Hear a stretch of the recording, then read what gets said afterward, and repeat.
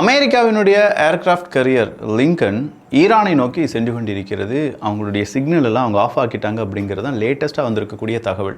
ஒருவேளை நாளைய ஊடக செய்தியில் இந்த செய்தி இடம்பெறலாம். அப்போ ஈரானை நோக்கி ஒரு ஏர்கிராஃப்ட் கேரியர் அப்படிங்கிறது போகுது அப்படின்னா ஈரானுடைய பிரச்சனை முடியவில்லை. அதுக்கு முன்னாடியே கிரீன்லாண்டு என்னுடையது தான், அந்த பக்கமாக இருக்கக்கூடிய வெனிசுலா என்னுடையது தான், இதெல்லாம் அமெரிக்காவினுடைய நிலப்பரப்பு தான் அப்படின்னு சொல்லி அமெரிக்காவினுடைய அதிபர் டொனால்டு ட்ரம்ப் அவர்கள் இன்றைக்கி ஒரு புகைப்படத்தை, ஒரு ஏஐ ஜென்ரேட்டட் புகைப்படத்தை வெளியிட்டு உலக அளவில் ஒரு சர்ச்சையை ஏற்படுத்தியிருக்கிறார். நேட்டோ நான் இல்லைனா இருக்கவே இருக்காது அப்படிங்கிற பகிரங்க எச்சரிக்கையும் கொடுத்திருக்கிறார். மனுஷன் என்னெல்லாம் சொல்லியிருக்காரு. குறிப்பாக ரஷ்யா உக்ரைன் போரில் உக்ரைனுக்கு ஆதரவான நிலைப்பாட்டை எடுத்த அமெரிக்கா இன்றைக்கி ஐரோப்பிய ஒன்றிய நாடுகள் எதுவுமே எனக்கு தேவையே கிடையாதுடா, அட போங்கடா அப்படின்னு சொல்லி உதறி தள்ளியிருக்கிறாரே. அப்படி என்ன நடந்திருக்கு எல்லாத்தையும் பார்த்துடலாமா?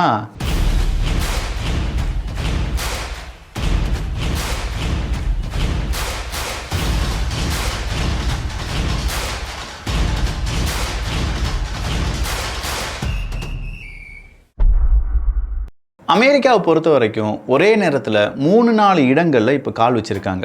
ஒன்று வெனிசுலாவில், இன்னொன்று ஈரானில், இன்னொன்று கிரீன்லாண்டில், இன்னொன்று இஸ்ரேல் சாதகமாக இருக்கக்கூடிய சில ஏரியாக்களில். இது எல்லாமே அமெரிக்காவுக்கு சாதகமாக முடியுமா பாதகமாக முடியுமா அப்படிங்கிறத வரும் காலம்தான் நமக்கு உணர்த்த போகுது. ஈரான் பிரச்சனையில் கண்டிப்பாக அங்கே உள்நாட்டு போர் ஒன்று உருவாகும். அதை அடிப்படையாக வச்சு அயத்தல்லா கமேனி அவர்களுடைய ஆட்சியை வீழ்த்தி விடலாம் என்கிற நிலைமையில் தான் எல்லாருமே யோசிச்சுட்டு இருந்திருப்பாங்க. திடீர்னு உள்ளக புகுந்த அரபுலக நாடுகள் அமெரிக்கா எக்காரணம் கொண்டும் ஈரானை நீ அடிக்கக்கூடாது, ஈரானை அடித்தா ஆயில் மார்க்கெட் ஸ்டெபிலிட்டி இல்லாமல் போயிடும், எங்களால் அதுக்கு பிறகு எதுவுமே செய்ய முடியாத நிலைமை வந்துடலாம் அப்படின்னு சொன்னதுனால ஈரானை அடிப்பதை கொஞ்சம் தள்ளி போட்டிருக்கிறதா அமெரிக்கா சொல்லியிருந்தாங்க. இதை பற்றியான டீட்டெயில்டு காணொலி ஆல்ரெடி 3-4 காணொலி தமிழ் பட்சத்தில் பதிவு பண்ணியிருக்கோம். ஸோ இந்த பதிவில் அமெரிக்கா கிரீன்லாண்டை பற்றி என்ன சொல்லியிருக்காங்க அப்படிங்கிறது தான். பொதுவாக இந்த கிரீன்லாண்டு எனக்கு தான் சொந்தம், கிரீன்லாண்டால் தான் எனக்கு நோபல் ப்ரைஸ் கிடைக்காம போச்சு, இந்த வார்த்தைகள்லாம் இப்போ அடிக்கடி பயன்படுத்த ஆரம்பிச்சிட்டார் டொனால்டு ட்ரம்ப் அவர்கள். ஒருவேளை 8 யுத்தத்தை நிப்பாட்டின, அமைதியை நிலைநாட்டின எனக்கு நோபல் ப்ரைஸ் கிடைக்காமல் போனதற்கான காரணம் இந்த கிரீன்லாண்டு தான் அப்படின்னு சொல்லி ஒரு மனுஷன் சொல்கிறாருன்னா எந்த அளவுக்கு கிரீன்லாண்டு பிரச்சனையில் அவர் ஊறி போயிருக்கார் அப்படிங்கிறத நீங்களே புரிஞ்சுக்கோங்க. இன்றைக்கி கிரீன்லாண்டுக்கு ஆதரவாக இருக்கக்கூடிய, அமெரிக்காவுக்கு எதிராக இருக்கக்கூடிய எல்லா நாடுகளுக்கு எதிராகவும் 10% டேரிஃப் விதிப்பேன் அப்படின்னு சொன்னவர் திடீர்னு பார்த்தா 500% டேரிஃப் விதிப்பேன் அப்படின்னு சொல்லி எல்லாருக்குமே ஒரு பெரிய ஷாக்கை கொடுக்குறார். இதில் மேக்ரோன் அவர்கள் என்ன சொல்கிறாங்கன்னா, ஐரோப்பிய ஒன்றியம் ரொம்ப மெதுவாக இருக்கும் அப்படின்னு சொல்லி ஒரு கூட்டம் இன்றைக்கி நடக்குது. அந்த கூட்டத்தில் பேசுகிறார். நம்ம ரீஃபார்ம் பண்ணணும், நம்மை நாமே புதுப்பித்து கொள்ள வேண்டும், நமக்கான தேவைகளை நாமே பூர்த்தி செய்து கொள்ள வேண்டும், இன்னொரு நாட்டை நம்பி இருக்கிறதுனால தான் நமக்கு இவ்வளோ சிக்கல் வந்துட்டுருக்கு அப்படின்னு சொல்லி சன்கிளாஸை போட்டு இன்றைக்கி மேக்ரோன் அவர்கள் பேசினது ரொம்ப பெரிய அளவில் வைரல். யாரா இந்த கோமாளி அப்படின்னு சொல்லி உலக மீடியாக்கள் மேக்ரோன் அவர்களை பார்த்து திட்டி தீர்த்துட்ருக்காங்க. ஏன்னா மனுஷன் மேடை பேச்சில் அதே மாதிரி எல்லாருக்கூடையும் கை குலுக்கிட்டு இருக்கும்போது சாதாரணமாக பேசும்போது கூட அந்த சன்கிளாஸை கலட்டவில்லை என்பது குறிப்பிடத்தக்கது. இல்லை கண்ணில் ஏதாவது பிரச்சனையாக இருக்கும் விக்கி அப்படின்னு சொல்லி பார்த்தா அதற்கு சன்கிளாஸ் போட மாட்டாங்களாம். ஏன்னா இந்த மாதிரியான ஈவெண்ட் நடக்குது, நிறைய கேமராஸ் வரும், அதில் ஃப்ளாஷ் அடித்து அது மறுபடியும் ரிஃப்ளெக்ஷன் ஆகும். அதனால் சன்கிளாஸ் அப்படிங்கிறத அவாய்ட் பண்ணுவாங்க. அதுக்கு பதிலாக மேட் ஃபினிஷ்டு கிளாஸ் அப்படிங்கிறது போடுவாங்க. பட் மேக்ரோன் அவர்கள் ரொம்ப டிஃப்ரெண்ட்டாக இந்த சன்கிளாஸை போட்டு எல்லாருக்கும் பேட்டி கொடுத்தது, எல்லாருக்கூடையும் பேசினது அப்படிங்கிறது ஒரு பெரிய சலசலப்பை ஏற்படுத்திச்சு என்பது குறிப்பிடத்தக்கது. Too slow, Europe needs to be reformed அப்படின்னு சொல்லி மேக்ரோன் அவர்கள் சொன்னதும் Europe need more Chinese foreign investment அப்படிங்கிறதையும் மேக்ரோன் அவர்கள் குறிப்பிட்டிருந்தார். அமெரிக்காவோட யூரோப்புக்கு சீனாவினுடைய ஃபாரின் டைரக்ட் இன்வெஸ்ட்மெண்ட் அப்படிங்கிறது வேணும். அது இருந்தால் மட்டும்தான் நம்மளால் அதிகமாக என்ன செய்ய முடியும், வளர முடியும் அப்படின்னு சொல்கிறார். அதை சொல்லிவிட்டு அடுத்ததான் அந்த மனுஷன் என்ன சொல்கிறாருன்னா, சீனாவினுடைய ஃபாரின் டைரக்ட் இன்வெஸ்ட்மெண்ட் நமக்கு வேணும்னா சீனாவினுடைய நிறுவனங்கள் இங்கே அவங்களுடைய உப நிறுவனங்களை தொடங்க வேண்டும். ஆனால் அங்கே இருக்கக்கூடிய இண்டஸ்ட்ரீஸ், யூரோப்பில் இருக்கக்கூடிய இண்டஸ்ட்ரி இதனால் அழிந்து விடும் அல்லவா. ஸோ இரண்டையுமே நம்ம பாதுகாக்கணும், நம்ம இண்டஸ்ட்ரியும் பாதுகாக்கணும், சீனாவினுடைய இன்வெஸ்ட்மெண்ட்டையும் அதிகப்படுத்தணும் அப்படின்னு சொல்லி மேக்ரோன் அவர்கள் சொல்லியிருப்பது கண்டிப்பாக அமெரிக்காவுக்கு பெரும் கோபத்தை ஏற்படுத்தியிருக்கும். ஆல்ரெடி கிரீன்லாண்டு விஷயத்தில் ஃப்ரான்ஸ், யூகே போன்ற நாடுகள் அமெரிக்காவுக்கு எதிராக இருக்காங்க அப்படிங்கிறது டொனால்டு ட்ரம்ப் அவர்கள் பல முறை எச்சரிக்கை கொடுத்தும் அவங்க மாறவே இல்லை. அப்படிலாம் எங்களால் மாற முடியாது, டென்மார்க்கை விட்டுட்டு எங்களால் விட்டு கொடுக்க முடியாதுன்னு சொல்லிட்டாங்க. அப்படி இருக்கக்கூடிய அமெரிக்காவை பார்த்து இப்போ மேக்ரோன் அவர்கள் சொல்கிறாங்க, யூரோப் முழுவதுமாக சீனாவினுடைய ஆதிக்கம் அதிகமாக வேண்டும் அப்படின்னு சொன்னால் மனுஷனுக்கு எரியுமா எரியாதா? அந்த மனுஷன் இன்றைக்கி அவருடைய ட்ரூத் ஒஃபிஷியல் இந்த சோஷியல் மீடியாவில் சொல்கிறாரு, நேட்டோவுக்கு என்ன மாதிரி ஒரு பிரசிடெண்ட் யாருமே இந்த அளவுக்கு சப்போர்ட் பண்ணியிருக்க மாட்டாங்க.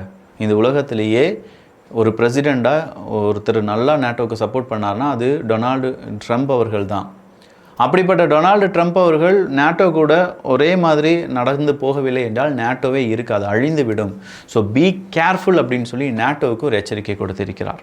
அப்போ நேட்டோவுக்கு ஒரு எச்சரிக்கை கொடுப்பதற்கான காரணம் என்ன? அதுவும் கிரீன்லாண்டு பிரச்சனை தான். இன்றைக்கி டென்மார்க் என்ன செஞ்சிட்டாங்கன்னா கூடுதலான சோல்ஜர்ஸை கிரீன்லாண்டு பக்கம் போக வச்சுட்டாங்க. இது அமெரிக்க அதிபருக்கு கோபத்தை ஏற்படுத்திருச்சு. அது எப்படி, என் கூட நீ போருக்கு தயாராகி விட்டாயா அப்படிங்கிற ஒரு கேள்வியை கேட்டுட்டார் டொனால்டு ட்ரம்ப் அவர்கள். இதை எல்லாரும் பதட்டமாக பார்க்குறாங்க. ஐரோப்பிய ஒன்றிய நாடுகளும் ஐரோப்பிய ஒன்றியத்திற்கு சப்போர்ட் இருக்கக்கூடிய நாடுகளும் டென்மார்க்குக்கு ஆதரவாக கிரீன்லாண்டுக்கு ஆதரவாக இருக்கிறதுனால ஒருவேளை ஒரு யுத்தம் வந்தது என்றால் அமெரிக்காவுக்கு நேர் எதிராக இருந்து இவங்கெல்லாம் போராட வேண்டியதாக இருக்குமே அப்படிங்கிறது தான். இதில் ரொம்ப பாதாளத்திற்கு போன ஒரு நாடு எது அப்படின்னு பார்த்தீங்கன்னா உக்ரைன். உக்ரைனுக்கான ஒரு பீஸ் பிளானை இதுவரையிலும் சரி செய்ய முடியாத பல நாடுகள் காசாவினுடைய பீஸ் போர்டு அப்படிங்கிறத உருவாக்கிட்டாங்க.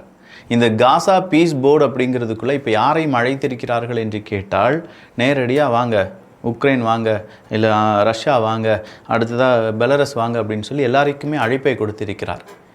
காசாவுக்குள்ள புட்டின் அவர்களையும் லுகஷெங்கோ அவர்களையும் அழைத்திருக்கிறாரே ட்ரம்ப் அப்படின்னு சொல்லி யூரோப்பில் முழுவதுமாக இன்றைக்கி இது ஒரு நெகட்டிவ் செய்தியாக மாறிடுச்சு.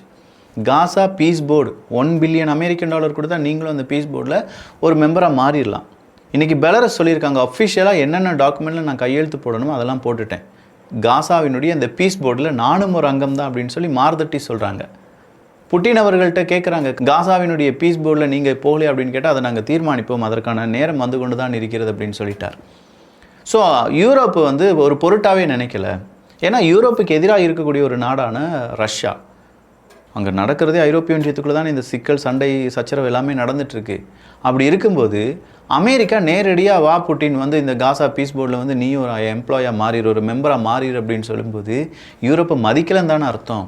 அப்போ யூரோப் என்ன கேட்குறாங்கன்னா, இதே மாதிரி நாளைக்கு உக்ரைனில் ஒரு பீஸ் போர்டு உருவாக்க வேண்டும் என்றால் அதற்கும் நீங்கள் ரஷ்யாவை அழைப்பீர்களா, அப்படி அழைத்தால் அது எப்படி இருக்கும் அப்படிங்கிறத யோசிச்சு பாருங்கன்னு சொல்லி ஒரு எச்சரிக்கையை கொடுக்குறாங்க. சரி, அப்போ யூரோப்பை அமெரிக்கா இப்படி மட்டும்தான் தன் வலையில் வீழ்த்துகிறதா அப்படின்னு கேட்டால் இல்லை. யூரோப்லேருந்து ஏதாவது ஒரு பெரிய நிறுவனங்கள் வந்துச்சுன்னு வச்சுக்கோங்களேன், அதை என்ன செஞ்சிருவாங்கன்னா அமெரிக்கா கொஞ்சம் நாட்களுக்கு பிறகு பைபேக் பண்ணிடுவாங்க. எப்பா அந்த நிறுவனத்தை எனக்கு விற்றுட்டு நீ பாட்டுக்கு வேறு ஏதாவது அடுத்த நிறுவனத்தை ஸ்டார்ட் பண்ணுப்பா அப்படின்னு சொல்லிடுவாங்க. இப்படி ஏகப்பட்ட நிறுவனங்கள், யூரோப் நிறுவனங்களை அமெரிக்கா சாப்பிட்ருக்கு.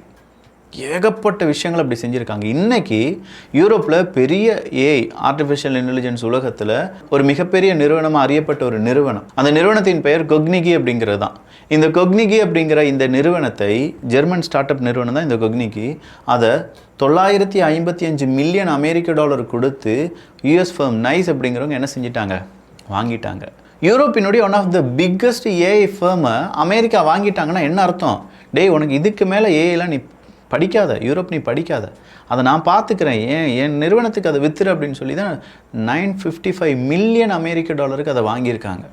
அப்போ யூரோப்பை மறுபடியும் அமெரிக்கா அவங்களுடைய கட்டுப்பாட்டில் தான் வைக்க நினச்சிட்டு இருக்காங்களே தவிர தனியாக அவங்க யோசிக்கக்கூடாது, தனியாக அவங்க போயிடக்கூடாதுங்கிறதுல ரொம்ப தீவிரமாக செயல்பட்டு கொண்டிருக்கிறார்கள். Most important man in the world அப்படிங்கிற ஒரு அங்கீகாரம் டொனால்டு ட்ரம்ப் அவர்களுக்கு கிடைப்பதற்காகத்தான் டொனால்டு ட்ரம்ப் அவர்கள் இப்படி தேவையில்லாத பல சிக்கல்களை இழுத்து வருகிறார். ஸோ இந்த சிக்கல்லாம் வரும்போது எல்லாருமே டொனால்டு ட்ரம்ப் அவர்களை பற்றி பேசுவாங்க. அதனால் அவர் என்ன செய்வார், தானே the most important person in this world, I'm the Donald Trump அவர்கள் அப்படின்னு சொல்லி அவருக்கே புகழாரம் கொடுத்து கொள்வார். ஸோ இது ஒரு தத்ரூபமாக ஏதோ ஒரு மனநிலைமை பாதிப்படைந்த மாதிரி இருக்குது அப்படின்னு சொல்கிற சில செய்திகளை இன்னைக்கு யூரோப் நாடுகளை சார்ந்த ஊடகங்கள் வெளியிட ஆரம்பித்திருக்கிறார்கள். இந்த மாதிரி பல விஷயங்கள் நடந்துட்டு இருக்கும்போது தான் கிரீன்லாண்டை நாங்கள் பிடித்து விடுவோம் அப்படின்னு சொல்லி அமெரிக்கா சொன்னதற்கு இன்னைக்கு டென்மார்க் சரியான பதிலடி கொடுத்துருக்காங்க. எங்களுடைய சோல்ஜர்ஸ் கிரீன்லாண்டை சுற்றி இருப்பாங்க, கிரீன்லாண்டை தொடணும்னா எங்களுடைய சோல்ஜர்ஸை தாண்டி தான் நீங்கள் தொட்டாக வேண்டும், இது யாராக இருந்தாலும் சரி அப்படின்னு சொல்லக்கூடிய செய்தியை வெளியிட்டிருக்கிறார்கள். ரஷ்யாவினுடைய ஒட்டுமொத்த எக்கனாமியை அழிக்க முடியாத அமெரிக்கா அடுத்ததாக டென்மார்க்கையும் போய் தொட்டு வீணா எதுக்கு சம்பவத்தை செய்ய வேண்டும் அப்படிங்கிற ஒரு கேள்வியும் உருவாகி இருக்கிறது. ரஷ்யா அவங்களுடைய half of the foreign direct இன்வெஸ்ட்மெண்ட்டாக இருக்கட்டும், அவங்களுடைய ஃபாரின் ட்ரேடாக இருக்கட்டும், ரூபியில் தான் நடத்திட்டு இருக்காங்களாம். அப்போ ரஷ்யாவை இதுவரையிலும் எதுவுமே செய்ய முடியல அமெரிக்காவால். அப்போ ரஷ்யாவை அடித்த மாதிரியே டென்மார்க் அடிக்கணும் அப்படின்னும் கிரீன்லாண்டை நாங்கள் பிடித்து எடுத்துக்கொள்வோம் அப்படின்னு சொல்லும்போது ரஷ்யா டென்மார்க்கு அப்படிலாம் யாரும் விட்டு கொடுத்துட மாட்டாங்க அப்படின்னு சொல்லி அமெரிக்காவுக்கும் பிற நாடுகளுக்கும் ஏற்பட்டிருக்கக்கூடிய இந்த சிக்கலை மறுபடியும் கொம்பு சீவி விட்டுட்டு இருக்காங்க. எதை எப்படி இருந்தாலும் இன்றைக்கி டொனால்டு ட்ரம்ப் அவர்கள் செஞ்சுருக்கக்கூடிய சில செய்கைகள் நாளைக்கு பெரிய அதிர்வலையை ஏற்படுத்தும். குறிப்பாக ஈரானுக்கு எதிராக அவங்களுடைய ஏர்க்ராஃப்ட் கேரியரை கொண்டு நிப்பாட்டினதும், ரஷ்யாவை காசா பீஸ் போர்டுக்குள்ளே அழைத்ததும், யூரோப்பை ஒரு பொருட்டே இல்லை அப்படின்னு சொல்லி அவங்கள லெஃப்ட் ஹேண்டில் டீல் பண்ணுறதும், மேக்ரோன் அவர்கள் பேசியிருப்பதும் உலக அரசியலில் பெரும் திருப்பம் தான். அது எந்த மாதிரியான எஃபெக்டை உருவாக்குது அப்படிங்கிறத நாளை பதிவில் பார்த்துடலாம். ஸோ தொடர்ச்சியாக வியூகத்தில் இனிமேல் பதிவுகள் வரும். அந்த பதிவுகளை மிஸ் பண்ணாமல் பார்க்குறதுக்கு வியூகம் அப்படிங்கிற நம்ம சேனலை சப்ஸ்கிரைப் பண்ணிக்கோங்க. அமெரிக்கா, யுனைடெட் அரப் எமிரேட்ஸ் ஒரு பெரிய டீல் ஒன்று சைன் ஆகிருக்கு. அதை பற்றி நாளைக்கு வியூகத்திலே நம்ம பார்த்துடலாம். ஸோ இந்த பதிவு எப்படி இருந்துச்சு அப்படிங்கிற உங்களுடைய கருத்துக்கள் இங்கே வரவேற்கப்படுகின்றன. எல்லோரும் தமிழ் வியூகத்தில் இணைந்திருங்கள். நல்லதை பகிர்ந்து ஷேர் பண்ணி நல்ல சமுதாயத்தை உருவாக்குவோம். நன்றி, வணக்கம்.